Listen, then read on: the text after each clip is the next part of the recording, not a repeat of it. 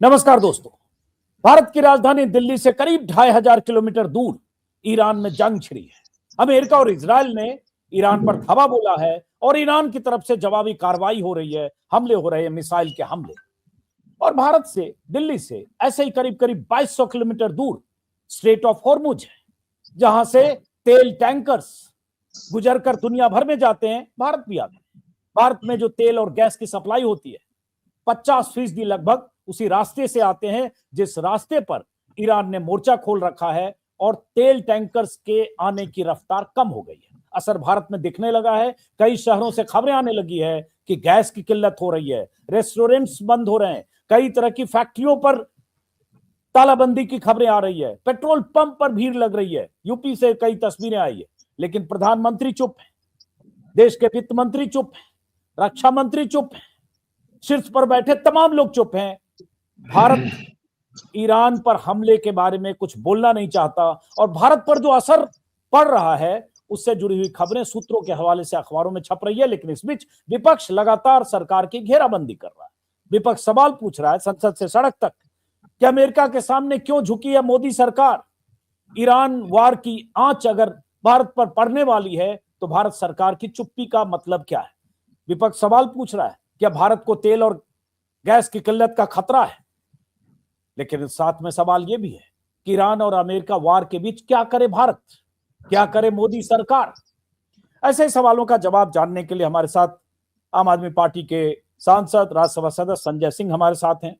संजय सिंह भी बहुत लगातार मुखर हैं, सरकार पर हमले कर रहे हैं, सरकार की नीतियों पर सवाल उठा रहे हैं। राहुल गांधी से लेकर प्रियंका गांधी के बयान तो आए ही। विपक्ष के तमाम नेताओं का रवैया मोदी सरकार को जिम्मेदार ठहराने का है और साथ में सवाल कि मोदी सरकार ट्रंप के सामने झुकती हुई क्यों नजर आ रही है, झुकी ही हुई क्यों। संजय सिंह जी, पहला सवाल तो आपसे यही कि क्या करे भारत सरकार। भाई, लड़ाई ईरान, अमेरिका और इजराइल में है, इसमें भारत सरकार क्या करे जो आप इतनी घेराबंदी कर रहे हैं। अजीत जी, आपको और आपके दर्शकों को नमस्कार। पहली बात तो यह कि भारत सरकार को कुछ करना ही नहीं था। यह झगड़ा भारत सरकार का था ही नहीं। इस झगड़े में तो तू कौन मैं खामखा, इनका कोई मतलब नहीं था। जाके खामखा इस गले पड़ गए इजराइल के, जाके फर्जी मेडल पहन के वापस आ गए और 2 दिन के बाद युद्ध हो गया। उस युद्ध में 160 स्कूली बच्चियां मारी जाती हैं, प्रधानमंत्री खामोश। ईरान के सुप्रीम लीडर मारे जाते हैं, प्रधानमंत्री खामोश। ईरानी नौसेना का जहाज जो हमारा मेहमान था, वापस जाते हुए अमेरिका उसको उड़ा देता है। 100 से ज्यादा नौसैनिक मारे जाते हैं ईरान के, प्रधानमंत्री खामोश। तो प्रधानमंत्री पता नहीं किस गुफा में छुपे हुए हैं और उन्होंने जानबूझ के ईरान से अपने रिश्ते खराब कर लिए। अब आप कह रहे हैं कि भारत सरकार करे क्या। जब आपके रिश्ते अच्छे थे, आप अपने रिश्ते ईरान से अच्छे बना के रखते। भारत को कम से कम तेल और गैस का जो ये संकट पूरे देश में मंडरा रहा है, इस संकट से तो मुक्ति मिल जाती, क्योंकि प्रधानमंत्री को पता था कि यह संकट आएगा। मैं पूरी जिम्मेदारी से आपके चैनल पे यह बात कह रहा हूं। मैं 2 दिन से 267 का नोटिस दे रहा हूं कि इस मुद्दे पे चर्चा कराई जाए और जब सदन में चर्चा होगी तो मैं ये बात रखूंगा कि यह प्रधानमंत्री के द्वारा प्रायोजित, प्रधानमंत्री के द्वारा जबरन देश की जनता को महंगाई की आग में धकेलने की कार्रवाई है। और यह बात मैं इसलिए कह रहा हूं कि हार्मोज का समुद्री मार्ग, जिससे भारत का 60% कच्चा तेल आता है और 50% गैस आती थी, आपने ईरान के साथ जबरदस्ती अपने रिश्ते बिगाड़ के वो गैस और तेल की सप्लाई बंद करवा ली। आज रूस और चीन के जहाज उस रास्ते से पार हो रहे हैं, हमारे जहाज पार नहीं हो रहे हैं और जगह जगह लाइनें लगी हुई हैं। मोरबी गुजरात में 600 से अधिक टाइल्स की फैक्ट्रियां बंद हो चुकी हैं। एक मिनट रुकिए, मोरबी और बाकी चीज पर आते हैं, जरूर बोलिएगा, लेकिन एक ही सांस में सब बोलने से पहले कुछ सवाल बीच में है काउंटर कि आप प्रधानमंत्री मोदी की जिम्मेदारी कैसे तय कर रहे हैं। इसमें प्रधानमंत्री मोदी क्या करेंगे। अगर ईरान पर अमेरिका ने हमला कर दिया, इजराइल ने हमला कर दिया, तो इसमें प्रधानमंत्री मोदी क्या करें। और उसके बाद अगर वहां स्ट्रेट ऑफ हॉर्मुज से अगर तेल टैंकर्स या तेल के जहाज नहीं आ रहे, दुनिया भर के देशों के नहीं आ रहे, सब जगह तेल की कीमतों में इजाफा होने के खतरे हैं। हालांकि भारत सरकार कह रही है कि उनके पास तो स्टॉक है। कृपा करके इस बात को संशोधित कीजिए कि वहां से रूस और चीन के जहाज आ रहे हैं, भारत के जहाज नहीं आ रहे हैं। और भारत और ईरान के रिश्ते इतने मित्रतापूर्ण थे कि ईरान हमको रुपए में तेल देता था। भारत और ईरान के रिश्ते इतने मित्रतापूर्ण थे कि 1984 में ऑर्गेनाइजेशन ऑफ इस्लामिक कंट्रीज जब हमारे खिलाफ हो गई थी तो अकेला ईरान ऐसा देश था जिसने कश्मीर के मसले पे भारत का साथ दिया था। भारत और ईरान के रिश्ते इतने मित्रतापूर्ण थे कि 60,000 करोड़ रुपए की धनराशि जो तेल का बकाया था, उन्होंने कहा आप अपने अर्थव्यवस्था में भी इस्तेमाल कीजिए, बाद में हमको लौटा दीजिएगा। आप उस देश के साथ जबरदस्ती अपना रिश्ता क्यों बिगाड़ लिए? जब आपको पता है कि 50% से अधिक हार्मोज समुद्री मार्ग का रास्ता ईरान के कब्जे में है, ईरान में आता है, तो आपने उसी देश से अपना रिश्ता बिगाड़ लिया जहां से कच्चे तेल आपके आते हैं 60%, जहां से 50% गैस आपकी आती है। तो इसलिए मैं कह रहा हूं कि प्रधानमंत्री नरेंद्र मोदी ने जानबूझकर देश को महंगाई की आग में धकेला। मैं 2 बार बोल रहा हूं, आप अगर 10 बार मुझसे कहेंगे तो मैं पूरे तर्कों के साथ और तथ्यों के साथ ये समझा सकता हूं कि जानबूझकर कैसे महंगाई की आग में धकेला। आप मुझे बताइए, पूरी दुनिया में कि भाई अमेरिका ने टारगेटेड ढंग से ईरान पर हमला किया, उनके सुप्रीम लीडर खामेनेई समेत 40 लोगों को मार दिया, और उसके बाद जो भी जंग के हालात है आज 11 दिन, आप इसका समर्थन करते हैं? क्योंकि आप विपक्ष में हैं इसलिए दुनिया आप के प्रधानमंत्री मोदी को घसीट कैसे रहे वो जरा समझना चाहते हैं। दुनिया के सबसे बड़े लोकतंत्र के रूप में आप इसको जायज मानते हैं? वेनेजुएला के राष्ट्रपति को जबरन पकड़ के गिरफ्तार करके अपने देश में लेके चला गया अमेरिका, आप इसको जायज मानते हैं? ईरान के सुप्रीम लीडर खामेनेई, जिनको प्रधानमंत्री ने 7वीं शताब्दी के कुरान की पांडुलिपि भेंट की थी, उनकी हत्या पर खामोशी, आप इसको सही मानते हैं? 160 स्कूली बच्चियों की मौत, आप इसको सही मानते हैं? और इसमें आपका कोई स्टैंड नहीं होगा? रूस बोला, चीन बोला, नॉर्वे बोला, इटली बोला, फ्रांस बोला, यहां तक कि अमेरिका में, उसमें छोटा सा देश स्पेन बोला, नॉन न्यूक्लियर कंट्री है, स्पेन बोला, ठीक कह रहे हैं आप, स्पेन बोला जो नाटो का मेंबर भी है, स्पेन बोला, कनाडा बोला, इटली बोला, तमाम देशों ने अपनी प्रतिक्रिया दी। यहां तक कि अमेरिका में इस युद्ध का विरोध हो रहा है और वहां एक लेडी पायलट, मैं उसकी बहादुरी को सलाम करूंगा, उसने कहा हम अमेरिका से इजराइल जहाज नहीं ले जाएंगे, हथियार नहीं ले जाएंगे और हम नरसंहार के लिए अमेरिका का समर्थन इजराइल को नहीं दे सकते। उसकी गिरफ्तारी कर ली गई। न्यूयॉर्क से लेकर तमाम शहरों की सड़कों पर लाखों लोग अमेरिका में इस युद्ध के खिलाफ निकले हैं। और भारत दुनिया का सबसे बड़ा लोकतंत्र, हमारा प्रधानमंत्री गुफा में छिपा हुआ है और आप कह रहे हैं जिम्मेदारी कैसे हुई हम नरेंद्र मोदी की? आपका कोई स्टैंड नहीं होगा इन सारे विषयों पे। तो इसलिए आपको कम से कम शर्म आनी चाहिए। आपने मेहमान आप कह रहे ईरान और अमेरिका और इजराइल के वार में भारत अपना टांग अड़ाए, क्या करें प्रधानमंत्री मोदी, जरा ये समझना चाहिए। टांग तो आपने अड़ाया भाई साहब, सर टांग आपने अड़ाई इजराइल की तरफ से, आपकी कोई जरूरत नहीं थी टांग अड़ाने की। आप चुपचाप खामोश भी रहते तब भी आपके ईरान से रिश्ते अच्छे रहते। आपने तो जाके टांग अड़ाई, उनको चिढ़ाया। 2 दिन पहले युद्ध के आपको इजराइल ने बुला के फर्जी मेडल आपके गले में डाल दिया, वो उसी दिन वो पुरस्कार घोषित किया गया, उसके पहले वो पुरस्कार नहीं था। आपको मेडल पहना के बेवकूफ बना के वापस भेज दिया। तो आजकल जानते हैं हमारे प्रधानमंत्री की छवि क्या हो गई दुनिया में? ही खीखी जबरन गले पड़ो प्रधानमंत्री, ये हो गई है प्रधानमंत्री की छवि, ये हो गई नरेंद्र मोदी जी की छवि। तो इसलिए मैं फिर इस बात को कहना चाहता हूं, समझदारी से काम लो। अभी एस जयशंकर साहब कह रहे थे कि ईरान के नेताओं से बात करना संभव नहीं है। क्यों संभव नहीं है भाई? काहे आप बात नहीं करेंगे जब देश संकट में है? इसलिए कि आपके दोस्त अडानी को महंगी गैस बेचनी है, आपके दोस्तों को महंगा तेल बेचना है, इसलिए आप बात नहीं करेंगे। मोदी जी ने कहा बेटा यही आपदा है और यही अवसर है, बना लो माल, भले ही देश गैस की लाइनों में खड़ा रहे, वरना तो। संजय जी ये बताइए, देखिए एक चीज इसमें कोई शक नहीं कि इतना बड़ा लोकतांत्रिक देश है भारत, तो यूएन चार्टर का हवाला देकर, अंतर्राष्ट्रीय कानूनों का हवाला देकर ही भारत अपनी प्रतिक्रिया, संतुलित ही सही प्रतिक्रिया दे सकता था कि अमेरिका का यह हमला ईरान पर सही नहीं है। जैसे मैंने कहा, आपने भी नाम लिए कि स्पेन जैसा देश भी बोल रहा है, इवन ब्रिटेन और जो उसके एलाई कंट्री वो भी बोल रहे हैं कि यह गलत है। लेकिन सवाल उठता है, प्रधानमंत्री की चुप्पी तो रही, लेकिन एक इसका बहुत सारे लोग जो बीजेपी के पक्षकार हैं उनका मानना है कि ये कहकर आप अमेरिका से दुश्मनी क्यों मोल ले लें, क्योंकि ट्रंप जैसा सनकी और पागल आदमी जो बात बात पर सैंक्शन और टैरिफ की बात करता है, और पहले एक बार 50% टैरिफ की बात कर दी थी, तो पता चला कि भारत को महंगा पड़ेगा, तो खामखा बेगानी शादी में अब्दुल्ला दीवाना क्यों लड़ने। अरे भाई साहब, आप तो 56 छुरी 56 इंची पता नहीं क्या क्या बनते हैं, महामानव विश्व गुरु, और अभी आप ये तर्क दे रहे हैं कि अमेरिका से हम पंगा क्यों लें, वो तो हमें आंखें तरेर देगा और ये करे। आपको छोड़ कहां रहा है अमेरिका? चलिए इसी पे बात कर लेते हैं, बहुत अच्छा विषय आपने छेड़ा। आपका पाकिस्तान से युद्ध हुआ, उस समय अमेरिका ने क्या किया? आपके कट्टर दुश्मन पाकिस्तान के सेना अध्यक्ष आसिम मुनीर को बुलाया, बंद कमरे में लंच किया, शहबाज शरीफ को बुलाया, बंद कमरे में लंच किया, उसके बाद बोला आई लव पाकिस्तान। ये है ट्रंप। 100 बार कम से कम बोला कि ये सीज फायर हमने दरअसल मोदी को ट्रेड डील खत्म करने की धमकी देकर ये सीज फायर कराया।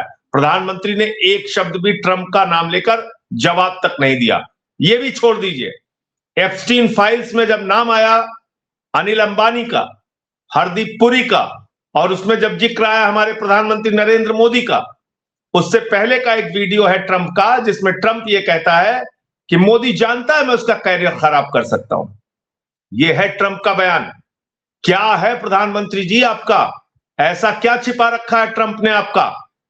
ऐसा क्या छिपा रखा है कि आपके बारे में वो कहता है आपका कैरियर खत्म कर सकता है? क्या आप उसी दबाव में देश के स्वाभिमान का समझौता कर रहे हैं, देश के सम्मान का समझौता कर रहे हैं? आज भारत आजाद मुल्क है कि नहीं, आप मुझे बताइए। हमें 1947 में जो आजादी मिली शहीद आजम भगत सिंह की कुर्बानी से, राष्ट्रपिता महात्मा गांधी के त्याग और बलिदान से, आज क्या बोलते हैं? कहते हैं हम तुम्हें 30 दिन के लिए परमिशन दे रहे हैं, जाके बच्चे ले लो तेल रूस से। ठीक है बच्चे, ठीक से खड़े रहो, ठीक से चलना, ठीक से बोलना, यहां जाना है। यहां एक गाना था, बैठ जा बैठ गई, खड़ी हो जा खड़ी हो गई। वही हाल हमारे प्रधानमंत्री का हो गया। आप बताइए, आपकी स्वतंत्रता और संप्रभुता पे कितना बड़ा हमला है कि आपको अमेरिका परमिशन दे रहा है रूस से तेल खरीदने के लिए। और इतना ही नहीं, कितने तरीके से आपने अखबार नहीं पढ़ा? सूत्रों के हवाले से खबर छप गई है कि भारत को किसी के परमिशन की जरूरत नहीं है। तो सूत्र का नाम क्या है? नरेंद्र मोदी। उस सूत्र का नाम जयशंकर है, निर्मला सीतारमन है। क्या है उस सूत्र का नाम? ये सूत्र सूत्र क्यों करते रहते हैं भैया? सूत्र सूत्र क्यों करते रहते हैं? साफ साफ सामने आके बोलते क्यों नहीं? वो तो सामने आके बोलते हैं। उनका एक डिप्टी सेक्रेटरी आपकी देश की धरती पर आकर कहता है हमने जो गलती चीन के साथ की वो भारत के साथ नहीं करेंगे, हम भारत को अपना प्रतियोगी नहीं बनने देंगे। हमारे मुंह से एक आवाज नहीं निकल रही है। उन्होंने हमारे लोगों को जो अमेरिका में पकड़ा, ठीक है मान लिया वो अवैध तरीके से रह रहे थे, उनको आप इज्जत के साथ भी वापस भेज सकते थे। नहीं साहब, हाथों में हथकड़ी बांधी गई, पैरों में बेड़ियां बांधी गई और भारत की धरती पर उतार कर अपमानित किया गया। फिर भी हमारे प्रधानमंत्री नहीं बोलते। पहले कहते थे 100 करोड़ की हमारी आबादी है, पूरी दुनिया में हमारे पास दबाव बनाने की शक्ति है। भूल गए आप वो इंटरव्यू? एक चैनल पे दिया था प्रधानमंत्री जी ने। आज तो आपकी 140 करोड़ की आबादी है। आज तो आप दुनिया की चौथी बड़ी अर्थव्यवस्था है। आज तो भारत दुनिया का इतना बड़ा बाजार है कि कोई भी देश आपके साथ मिले बगैर रह नहीं सकता। फिर भी आप लगातार समझौते पे समझौता। तो आप चाहते हैं प्रधानमंत्री मोदी अमेरिका से, ट्रंप से सिंग लड़ाने जाएं?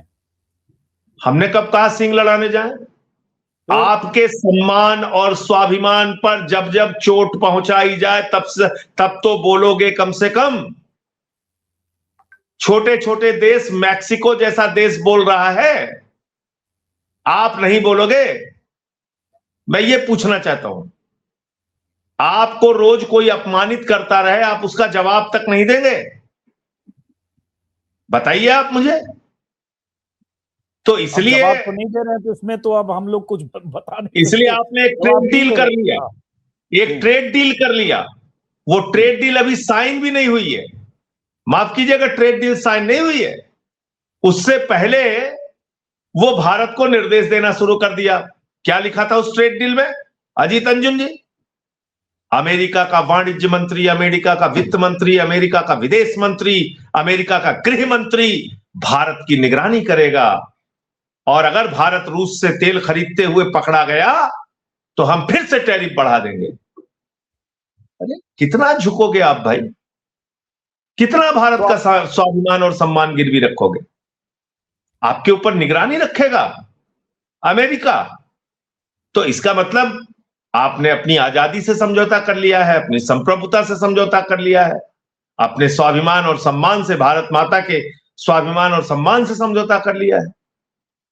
तो आपत्ति इस बात में, चलिए मान लिया आपकी वाजिब आपत्ति भी है, लेकिन भारत सरकार की तरफ से कहा जा रहा है जो तेल संकट है दुनिया में, जिस तेल संकट के खतरे दिखने लगे हैं, भारत में गैस संकट की खबरें आने लगी है, लेकिन भारत सरकार का कहना है कि उनके पास पर्याप्त भंडार है तेल का। कहीं से खबर आ रही 60 दिन, कभी 65 दिन, कभी 55 दिन, कभी 70 दिन, जो भी है, 74 दिन भी, 74 दिन भी। अब जैसे आज ही की अखबार की हेडलाइन है सामने, क्या दुनिया में तेल संकट, पाक बांग्लादेश हाफने लगे, भारत बोला यहाँ कमी नहीं। तो भारत तो कह रहा है कि हमारे कमी नहीं है। सब लोग जितने अंधभक्त हैं पटाखा फोड़े, क्या दिक्कत है? जितने अंधभक्त हैं उनको कहिए पटाखा फोड़े, पाकिस्तान बर्बाद हो रहा है, चलो तुम भी बेटा बर्बाद हो जाओ, इसी नाम पे पटाखे फोड़ो। मैं एक वरिष्ठ पत्रकार का ट्वीट देख रहा था, मुझे शर्म आई। अरे भाई, पाकिस्तान बर्बाद हो रहा है, हम भी बर्बाद हो जाएं क्या? इस बात के लिए हमें जश्न मनाना चाहिए क्या? पाकिस्तान बर्बाद हो रहा है, पाकिस्तान की नीतियां जाने, उससे हमारा क्या लाभ हो रहा है? हम भी बर्बाद हो जाएं या ये सोच के हम खुश हो जाएं? तो मैंने तो भक्तों के लिए योजना बता दी है प्रधानमंत्री की, कि आप लोगों को गैस का संकट बिल्कुल नहीं आएगा अंधभक्तों। नाली के गैस से चाय बनाओ, नाली के गैस से खाना बनाओ, नाला लानी जितने भी हैं पूरे देश के अंदर, वहां अपनी अपनी पाइप लगाकर बैठ जाओ, कोई चिंता की बात नहीं तुम्हें। और अगर इससे भी काम ना चले तो अपने अपने छत पे खिचड़ी पकाओ सूर्य के प्रकाश में, और प्रधानमंत्री का साथ दो, और इजराइल और अमेरिका का साथ दो, जिसने 160 स्कूली बच्चियों को मार दिया, जिसने 100 तुम्हारे मेहमानों को मार दिया, जिसने ईरान के सुप्रीम लीडर को मार दिया, जो रोज तुमको अपमानित करता है। नेतन्याहू के लिए पूजा हो रही है अजीत अंजुम जी, पूजा हो रही है उस नेतन्याहू के लिए जिसके बेटे ने दुर्गा माता की इतनी आपत्तिजनक फोटो बनाई है। मैं दिखाता हूं आपको क्या अंधभक्ति हो रही है इस देश के अंदर। आपके सोचने समझने की शक्ति को पूरी तरीके से खत्म कर दिया है भारतीय जनता पार्टी ने, और इसी के कारण आज देश इस हालत में पहुंचा है, और कोई वजह नहीं है। हालांकि जो आप दिखाने जा रहे हैं उसके बारे में मुझे जानकारी नहीं है, तो उसकी तथ्य की गारंटी आप दीजिएगा। कई बार से कहिए ना, मैं दिखा रहा हूँ, आपको उसकी जिम्मेदारी लेने की जरूरत भी नहीं है, वो तो मैं आपको दिखा रहा हूं। और देखिए आपकी किस तरीके से उनके नेतन्याहू के बेटे ने ये ट्वीट किया था। और एक मैं आपको और सुनाना चाहता हूं क्या नीतियां रही हैं भारत सरकार की। यह है अटल जी ने क्या कहा था, वो सुनिए। इजराइल कब्जा करके बैठा है वो जमीन उसको खाली करना होगी। ये कहा जा रहा है जनता पार्टी की सरकार बन गई, अरबों की जिस जमीन पर इजराइल कब्जा करके बैठा है वो जमीन उसको खाली करना होगी। ये कहा जा रहा है जनता पार्टी अरबों का साथ नहीं देगी, इजराइल का साथ देगी। आदरणीय इमरान जी भाई इस स्थिति को स्पष्ट कर चुके हैं। तो आप बताइए, ये थे अटल जी जिनकी एक नीति थी इजराइल को लेके, अरब को लेके। आपकी क्या नीति है, आप क्या कर रहे हैं? इतना ही नहीं, जब इराक युद्ध हुआ था 2003 में, निंदा प्रस्ताव पारित हुआ था दोनों सदनों में, उस समय कौन था? उस समय अटल बिहारी वाजपेयी जी थे। तो ये देखिए, ये फोटो मिल गई, ये नेतन्याहू के बेटे ने डाली है, और मैं इसकी जिम्मेदारी और इसकी पुष्टि मैं कर रहा हूं। इसमें कोई भी गलती हो तो मैं उसके लिए जिम्मेदार हूं। मैं आपके चैनल पे कह रहा हूं, ये ऐसे व्यक्ति के लिए भारत में पूजा हो रही है। नहीं, ये कहाँ पिक्चर है, किसी वेबसाइट पर है? चूंकि मैं नहीं जानता, तो इसलिए मैं जानना चाह रहा हूँ। ये मैं आपको ट्विटर भी भेज देता हूँ, जिस पे उसके लड़के ने ट्वीट किया है, ये बात करते करते मैंने आपको भेज दिया इसको। चलिए, मैं इसको हम देखेंगे क्योंकि मैं जानता नहीं हूँ इसके बारे में। लेकिन वापस लौटते हैं कि देखिए, ऐसे भी अगर वार जैसी स्थिति के आज 11 दिन हो गए, फुल स्केल वार है मोटे तौर पर मान लें, लेकिन इस वार से अगर तेल गैस की तात्कालिक तौर पर आने वाले समय में कुछ किल्लत होती भी है, जैसे गैस की किल्लत अभी शुरू हुई है, अब शुरू में आप जैसा कि बोल रहे थे, मोरबी जो टाइल्स फैक्ट्री है गुजरात में ही है, वहां 100-200 फैक्ट्रियां बंद हो गई। अलग अलग शहरों की खबरें हैं, कहीं होटल बंद हो रहा है, बेंगलुरु से खबर आ रही है, महाराष्ट्र में 20% होटल रेस्टोरेंट बंद हो गया, एमपी में सिलेंडर की किल्लत हो रही है, यूपी में बुकिंग के 4 दिन बाद डिलीवरी नहीं मिल रही है, कई जगह पेट्रोल पंपों पर लाइन लगी है। अब इसका उपाय तो है नहीं। अब तो ये अमेरिका जब तक इस युद्ध को समेटेगा नहीं, तब तक स्थितियां बेहतर होंगी नहीं। तो भारत सरकार को भंडारण में ही कर सकती है, अभी आपने बात स्वीकार की ना, प्रोक्योर करने में कर सकती है, कहां से तेल गैस। अभी आपने बात स्वीकार की ना कि जब तक ये युद्ध थमेगा नहीं तब तक ये संकट थमेगा नहीं। तो क्या ये समझ प्रधानमंत्री के अंदर नहीं है? क्या ये समझ प्रधानमंत्री के अंदर नहीं है कि जिस हार्मोज के रास्ते से पूरी दुनिया का 20% और भारत का 60% कच्चा तेल आता है, वो रास्ता अगर बंद रहेगा तो पूरी दुनिया संकट में आ जाएगी? ये समझ नहीं है? 50% गैस जिस रास्ते से आएगी वो रास्ता, और भारत में गैस के भंडारण की बहुत ज्यादा व्यवस्था भी नहीं है।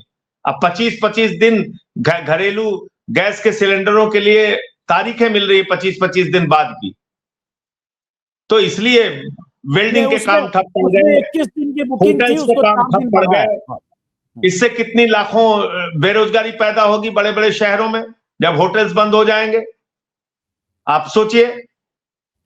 तो अगर हम और आप ये बात आसानी से समझ पा रहे हैं तो मोदी जी और सरकार में बैठे हुए लोग नहीं समझ पा रहे हैं। लेकिन इजराइल और अमेरिका की चमचागिरी में ऐसे डूबे हुए हैं प्रधानमंत्री जी कि वो कुछ बोलना ही नहीं चाहते। उन्होंने तो एकदम अपने आप को नतमस्तक कर लिया है। तो इसलिए वो नाप तोल रहे होंगे भाई। देखिए, आपको बोलने के लिए, भाषण देने के लिए, सरकार को घेरने के लिए नापने तोलने की जरूरत नहीं। तराजू लेकर प्रधानमंत्री हैं, देश की जिम्मेदारी है, तो नापेंगे तोलेंगे कि क्या बोले उससे नुकसान हो, कहाँ चुप रहे उससे फायदा हो, या चुप्पी तो भैया उखली में सर डालने की आपको क्या जरूरत थी? आपको इजराइल की यात्रा ऐसे वक्त में करने की क्या जरूरत थी, जबकि आपकी यात्रा के 1 महीने पहले से पूरे दुनिया में ये प्रचार चल रहा था कि अमेरिका किसी भी वक्त ईरान पे हमला कर सकता है, इजराइल किसी भी वक्त ईरान पे हमला कर सकता है। इतने आप बच्चे हैं, इतनी बचकानी समझ है आपकी, फिर तो आप देश के प्रधानमंत्री होने के काबिल नहीं है। तो क्या है ये एप्स्टीन फाइल्स का दबाव है? क्या है ये? क्यों इतना झुके हुए हैं? क्यों भारत के प्रतिष्ठा को इतनी चोट पहुंचा रहे हैं आप? ये सवाल है मेरा प्रधानमंत्री जी से। और मैंने 267 का नोटिस भी दिया था चर्चा के लिए, 2 दिन लगातार दे चुका हूं, एक्सेप्ट नहीं हुई नोटिस हमारी। तो जब वो चर्चा होगी तो मैं सारे विषय रखूंगा देश के संसद में।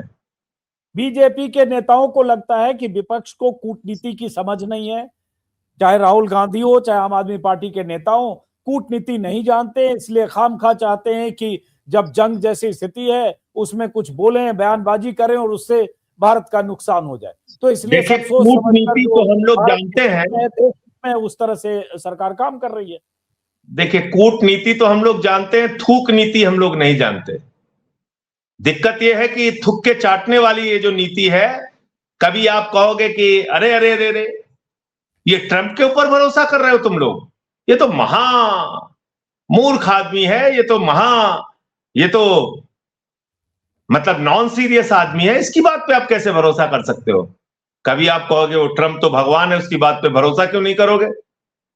तो इसको कहते हैं ही खीखी जबरन गले पड़ो प्रधानमंत्री की ये जो नीति है, इससे देश को नुकसान हो रहा है। उनकी छवि एक नॉन सीरियस नेता की पूरे देश में, विश्वगुरु नहीं है, जबरदस्ती के विश्वगुरु बने हुए हैं। ये कोई नीति थोड़ी है आपकी। आपको धमका के ट्रेड डील कर लेता है, आपसे कहता है भाई भारत में अमेरिका के सामान पे 0 टैक्स लगेगा। बोले हाँ साहब। बोले हम लेकिन तुमसे 18% लेंगे। बोले हाँ साहब। हमसे पूछ के ही रूस से तेल खरीदना। हाँ साहब। देखो हमारे लिए कृषि क्षेत्र भी खोलो। हाँ साहब। तो ये जी हुजूरी कब तक करोगे आप भाई? अरे अच्छा, आखिरी सवाल। आपने परमाणु परीक्षण किया। अरे अंतिम बात एक और कर लूं। अजीत अंजुम जी, कुछ अंधभक्त प्रचारित कर रहे हैं कि 65 में और 71 71 में ईरान ने पाकिस्तान का साथ दिया था। कौन था तब पाकिस्तान ईरान का शासक? शाह शाह पहलवी रजा था, पहलवी। अमेरिका का पिट्ठू था। हाँ। अमेरिका का पिट्ठू शाह रजा पहलवी। लेकिन जब से खुमैनी और खामेनेई का शासन आया वहां पे आपके रिश्ते तो कभी खराब नहीं रहे। एक बात। दूसरी बात, इसी ईरान को लेके आपकी क्या नीति है? जब वहां के राष्ट्रपति की हेलीकॉप्टर दुर्घटना में मौत हुई, आपने राष्ट्रीय शोक घोषित किया। यही प्रधानमंत्री थे नरेंद्र मोदी जी। आपने राष्ट्रीय शोक घोषित किया। इसी ईरान के साथ आपके इतने प्रगाढ़ रिश्ते थे कि आपने, जैसा मैंने बताया, कि खामेनेई जी से मुलाकात करके चाबहार पोर्ट इन्वेस्टमेंट किया पोर्ट का समझौता किया। 2016 में 12,000 करोड़ रुपए का इन्वेस्टमेंट किया वहां पे। आप 12,000 करोड़ रुपए का इन्वेस्टमेंट किया। आपको अमेरिका ने कहा पोर्ट बंद करो, आपने पोर्ट बंद कर दिया। तो आपकी नीति क्या है? आपको पता है 71 में 7वां बेड़ा अमेरिका ने भेज दिया था हिंदुस्तान के बंगाल की खाड़ी में। तो उसका नाम नहीं लेते ये लोग। 65 में हमारे ऊपर आर्थिक प्रतिबंध लगाया था अमेरिका ने, उसका नाम नहीं लेते ये लोग। हमारे ऊपर कितने बार प्रतिबंध, जब परमाणु परीक्षण किया इंदिरा जी ने और उसके बाद अटल जी ने, तो हमारे ऊपर आर्थिक प्रतिबंध लगाया। तो क्या अटल जी झुक गए? मैं पूछना चाहता हूं, अटल जी झुक गए क्या? हमने परमाणु परीक्षण किया और आज परमाणु शक्ति संपन्न देश अगर भारत है तो इसी के कारण दुनिया का कोई देश हमारे ऊपर हमला करने से डरता है। वरना तो जिस प्रकार का ट्रंप जो है एक पागल हाथी इस वक्त बन चुका है, वो किसी को भी कुचलने के लिए तैयार है। लेकिन हमको इसलिए कुचल नहीं सकता कि आज हम परमाणु शक्ति संपन्न देश हैं और अटल जी झुके नहीं आर्थिक प्रतिबंधों के आगे। मनमोहन सिंह जी भी नहीं झुके, उनके समय में भी आर्थिक प्रतिबंध लगा। तो आप इस भारत के गौरव, इंदिरा गांधी अगर निक्सन के सामने झुक गई होती, 45 मिनट बैठ के आई निक्सन, इंतजार करा, झुक गई होती, गांधी जी के लिए तो मैं आपके चैनल पे बोल भी नहीं सकता। इंदिरा गांधी ने किए वो नहीं हुए होते। शब्दों का प्रयोग निक्सन ने किया जो मैं आपके चैनल पे भी नहीं बोल सकता। मैं भी इसलिए वो शब्द का इस्तेमाल नहीं कर रहा हूं जी। तो आप बताइए कि वो भी तो प्रधानमंत्री थे इस देश के, तो वो तो नहीं झुके। और कोई भी प्रधानमंत्री, चाहे बीजेपी का रहा हो, कांग्रेस का रहा हो, किसी पार्टी का रहा हो, कोई झुका नहीं ना। उन्होंने आर्थिक प्रतिबंध भी बर्दाश्त किया, उन्होंने अमेरिका की दादागिरी भी बर्दाश्त किया, लेकिन भारत के स्वाभिमान को कभी नहीं गिरने दिया। नहीं तो भारत प्रधानमंत्री मोदी आजाद राष्ट्र है, ये हमेशा भरोसा दिलाया इस देश की जनता को। और आपने क्या किया साहब? आखिरी एक सवाल पूछ रहा हूं कि प्रधानमंत्री मोदी अब क्या ऐसा करें कि ताकि विपक्ष संतुष्ट हो जाए? भाई जंग तो शुरू है, 11 दिन हो चुके, प्रधानमंत्री हो गया, भारत के हित में करें। देखिए मैं बहुत स्ट्रेट बोल रहा हूं, सीधे बोल रहा हूं। प्रधानमंत्री जी जो कुछ भी करें वो भारत के हित में करें, किसी के दबाव में ना रहें। और भारत का हित इस वक्त किस चीज में है कि हमारे देश में महंगाई ना बढ़ने पाए, और महंगाई बढ़ने ना पाए इसके लिए सबसे ज्यादा जरूरी क्या है कि हमारे तेल और गैस की आपूर्ति बाधित ना हो। वो बाधित कैसे नहीं होगी? जब आप हार्मोज के समुद्री मार्ग को खुलवा पाने में सफल हो जाएंगे। वो सफल आप कैसे होंगे? जब ईरान के अधिकारियों से आप बात करेंगे, मुंह छिपा के गुफा में छिपे रहेंगे, तो इससे देश का नुकसान होगा, देश की जनता का नुकसान होगा। आपके दोस्त अडानी को जरूर फायदा होगा, वो तीन गुना दाम में गैस बेच रहा है, अभी वो 10 गुना दाम में गैस बेचेगा, उसको फायदा होगा, मैं मानता हूं। या तेल बेचने वाले जो आपके साथी व्यापारी मित्र हैं, उनको भी फायदा होगा, लेकिन देश की जनता को नुकसान होगा।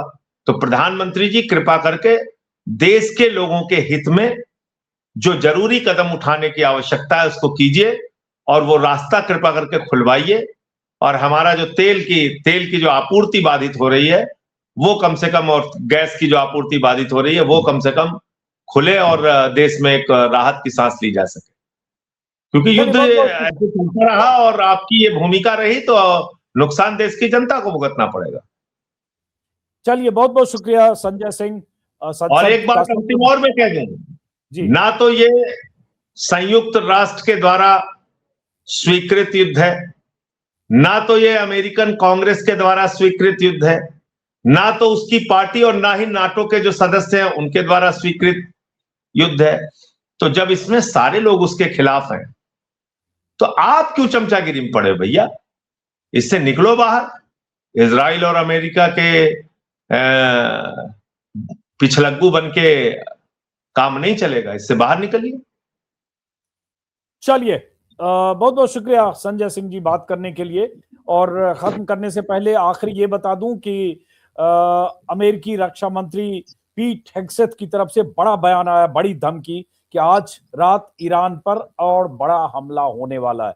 तो हमें कल सुबह का इंतजार करना पड़ेगा। देखते हैं जंग कब तक चलती है, कितनी लंबी चलती है और उसका असर भारत पर क्या होता है और भारत की जनता को उसका क्या खामियाजा भुगतना पड़ता है और प्रधानमंत्री मोदी कब तक मौन साधे रहते हैं। फिलहाल नमस्कार।